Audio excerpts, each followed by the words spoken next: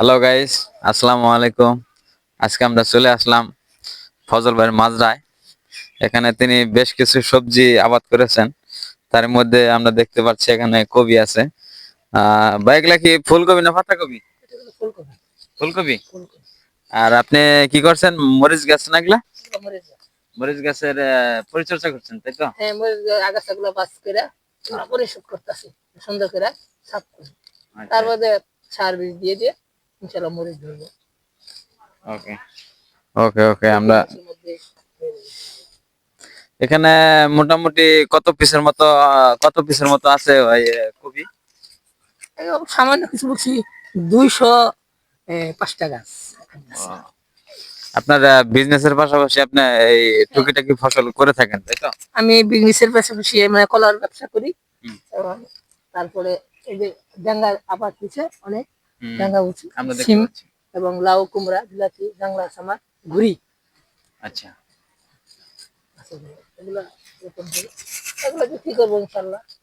সীমিত পয়সা নাই, এবছর তো অনেক সস্তা। হ্যাঁ, সস্তা। সংসারের পাশাপাশি এই যে বিক্রি তো করা যায় হালকা পাতলা, তাই না? বিক্রি করা যায়। এবং মনে করেন যে আমাদের এখন এই সিজনটা হলো ডাল সিজন, কলার ব্যবসাতে অনেক মার খেয়েছি। আচ্ছা, কলা খুব সস্তা, আচ্ছা, সারের দাম বেশি। এই আচ্ছা। হিসাবে আমরা এই এবং জাতীয় দল বিএনপির ক্ষমতায় আসলে পরে ইনশাল্লাহ সব ঠিক হয়ে যাবে মনে করবেন। আমরা আশা করি যে ভালো পাবো ইনশাল্লাহ, সফলতা অর্জন করতে পারবো ইনশাল্লাহ।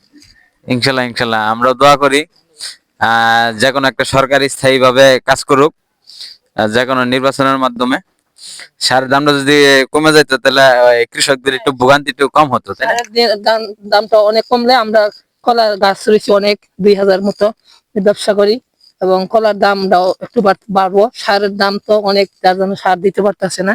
হ্যাঁ, আমরা খুব টেনশনে আছি এবং ধানের দামটা এই ঠিক আছে, আর একটু ভালো হলে আমরা কৃষকরা মানে একটু করতে পারবো, স্বাবলম্বী হতে পারবে। স্বাবলম্বী হতে পারবো। ওকে, ফজল ভাইয়ের সাথে কথা বলে আমাদের খুব ভালো লাগলো। গাইজ, শুনতেই তো পারলেন ফজল ভাইয়ের কাছ থেকে। তিনি ওই সারের উচ্চ দামের কারণে তিনি বিভিন্ন ব্যবসা প্রতিষ্ঠানে তিনি লস খাচ্ছেন।